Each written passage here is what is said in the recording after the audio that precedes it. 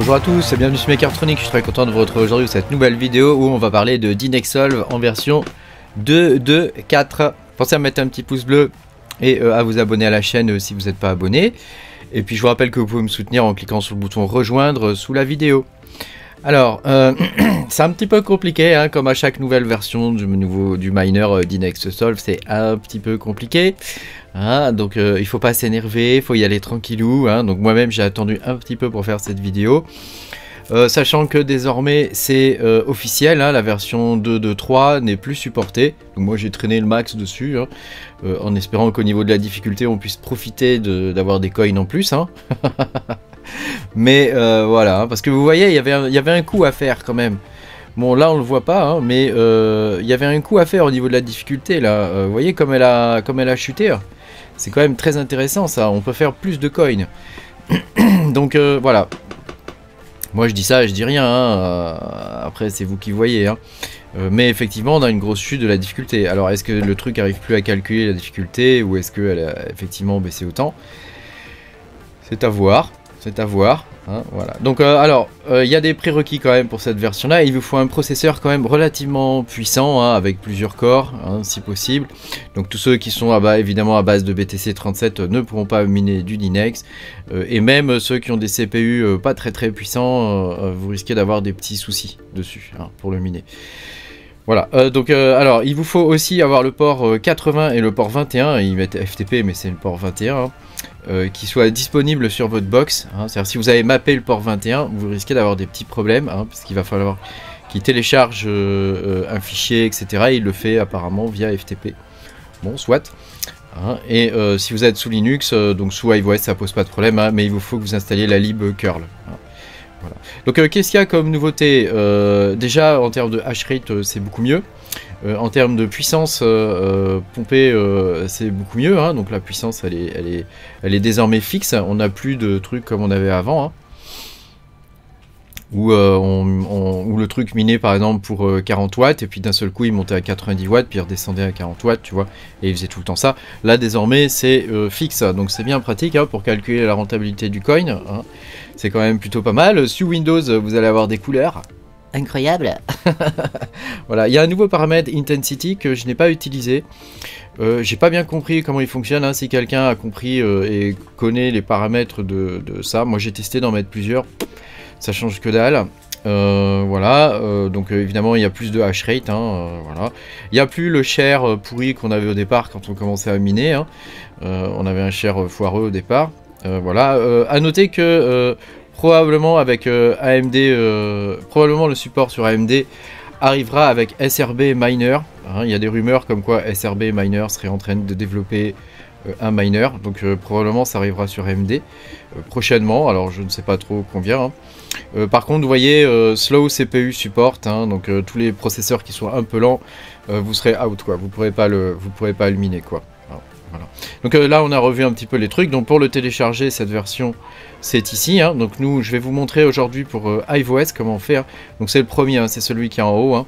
C'est la 2.2.24 Hive. Je vais y arriver et vous allez voir c'est très facile à miner. Je pars du principe que vous avez déjà le wallet, hein. Si vous n'avez pas le wallet je vous invite à aller regarder mes précédentes vidéos, hein. Le plus simple c'est d'aller sur le web wallet et de le créer, hein. Sinon j'ai fait une vidéo aussi qui explique comment installer le wallet Qt dans une VM sous Windows, hein. Donc je vous invite à aller la regarder aussi. Voilà, et ma foi vous voyez là j'ai un worker qui est dessus et je passe à 132 H secondes, hein, donc c'est plutôt pas mal, hein, on monte, hein, pour une consommation qui reste somme toute très raisonnable, hein. Voilà, donc je vais vous montrer comment je le fais sur un de mes miners ici. Donc j'ai celui-ci, hein, donc je l'ai pas encore mis à jour, donc je vais le faire. Hein, donc on va déjà aller modifier la flight sheet. Hein, donc tu vois, je vais chercher ma flight sheet Dynex, donc elle est ici. Donc je vais vous montrer comment elle est organisée. Je vais faire éditer. Donc là c'est le coin, le web wallet. Voilà, ici vous choisissez, vous devez copier-coller l'adresse que vous avez ici. Donc là vous faites un clic droit, vous faites copier l'adresse du lien. Hein, vous allez, attends, je vais retrouver le truc. Voilà, vous allez ici, vous le copiez, hein. Vous le copiez ici, hein, voilà. C'est ça. Hein. Ici, alors moi je mine sur Neuropool, après à vous de voir où vous voulez aller. Hein. Il vous faut une pool qui implémente le 224. Hein. Donc il y a Ekapool, Neuropool, Miner Add Now et puis Zergpool. Donc moi personnellement j'ai pris Neuropool. C'est la première pool voilà, en termes de hash avec Miner Add Space. Miner Add Space, j'en ai une mauvaise expérience. Donc je vous invite à aller plutôt sur Neuropool. Après vous faites comme vous voulez. Hein. Voilà, vous avez différents ports hein, sur Neuropool. Hein. Donc sur un port rig complet, moi j'utilise le port 19.331. Mais attends, je vais vous montrer. Toc, vous allez ici. Vous allez dans Getting Started. Vous avez les pools ici. Hein. Par exemple, j'ai un rig où j'ai qu'une seule carte. Donc j'ai mis le port 30 à la fin. Mais pour un rig complet, je mets celui-ci. Voilà, ça évite qu'il y ait trop de trafic réseau. Et ça évite de polluer le truc. Quoi. Voilà.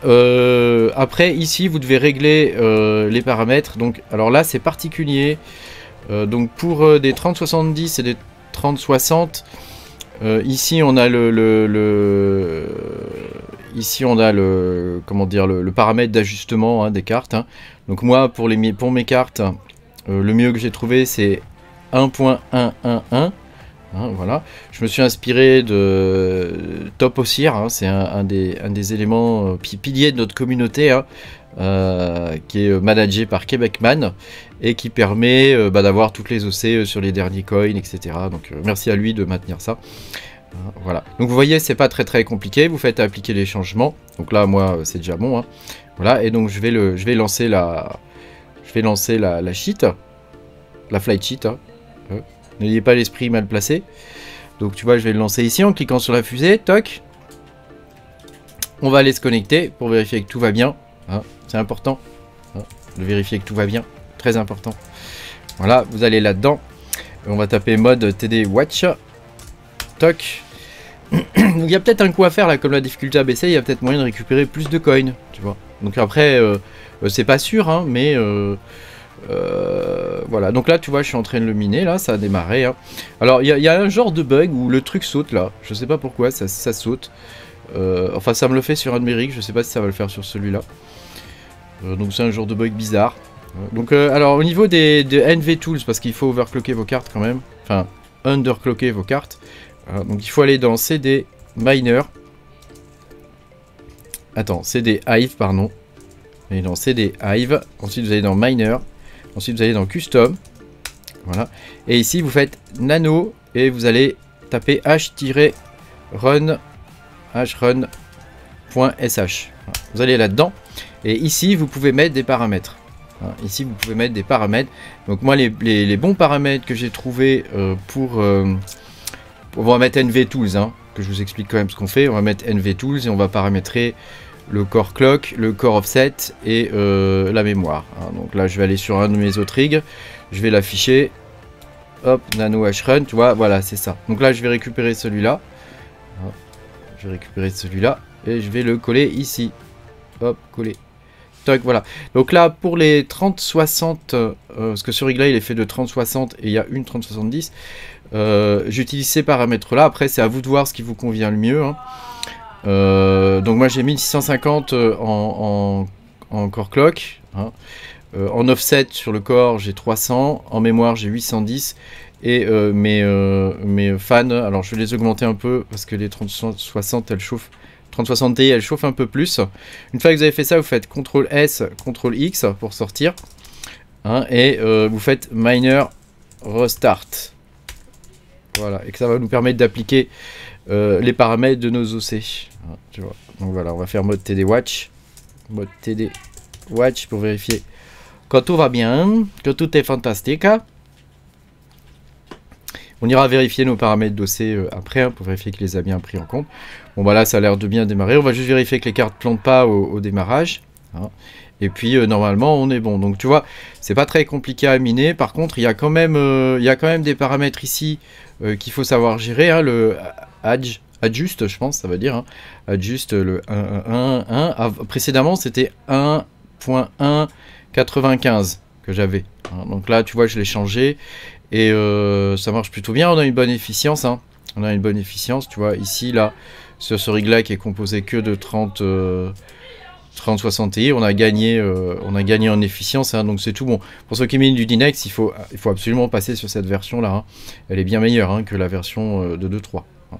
Voilà. Pour les cartes plus anciennes, par exemple là j'ai une 1080, tu vois, c'est pas... Ah bah elle mine plus, tiens. Elle mine plus, dis donc. C'est pas flagrant, quoi. Hein, c'est pas flagrant, c'est pas fantastique le paramétrage. À voir. Alors il y a de ce que j'ai pu remarquer, hein, il y a des gens qui ont des problèmes quand on a plusieurs rigs. Certains rigs ne veulent pas se connecter à la pool. Je pense qu'il y a un problème au niveau des ports FTP pour télécharger le fichier. Je pense que c'est quelque chose comme ça. Hein. Voilà. Donc bon, je vais aller quand même aller regarder lui ce qu'il a quoi. Hein, qu'est-ce qu'il a lui hein. Regardez mode TD Watch. Qu'est-ce qui lui arrive? Ah tu vois il plante. Tu vois, il plante, il reste bloqué ici, tu vois. Voilà, tu vois, il arrive pas à télécharger le truc. Donc peut-être que ça vient de mes OC, peut-être pas. Donc je vais essayer de les baisser. Donc tu vois, je vais aller dans Miner. Si jamais ça marche pas, tu vois, je vais te montrer comment faire. Miner. Donc on va aller dans Hive, Miner, Custom. Tu vois, ici, on va faire Nano H-Run. Ah, run.sh, voilà, ici, tu vois, donc moi j'avais mis 1900, ici. Je vais augmenter un peu ça, là, et on va voir si ça fonctionne, hein. Ou pas, non, je vais laisser 250 et je vais baisser ça.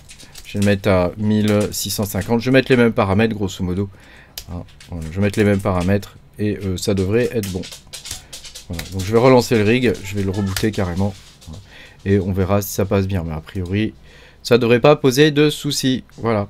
Donc, oublie pas hein, que c'est un coin qui est en plein développement. Hein, donc, faut pas trop s'énerver si ça marche pas. Passe à autre chose. Mine du Caspa, mine du Nexa. Et puis, tu peux revenir après hein, quand ça marchera mieux. Moi, j'aime bien le miner parce que tu vois, ici, on peut. Je me dis que peut-être il y a moyen de faire plus de coins. Hein. Donc, c'est peut-être une opportunité pour nous. Hein. En plus, ça consomme quand même très peu en termes électriques. Donc c'est plutôt pas mal. Mais tu vois les 3060 Ti elles minent autant que les 3070 quoi. Hein, elles minent quasiment pareil quoi. Hein, quasiment pareil, ça dépend des cartes. Hein. Avec toujours évidemment ma Zotac hein, qui consomme très peu, hein, 36 watts. Hein, fantastique Zotac. Voilà. Merci d'avoir suivi cette vidéo. Pense à mettre un petit pouce bleu et puis à t'abonner à la chaîne si t'es pas abonné. Et puis je te dis à bientôt pendant les aventures. Salut!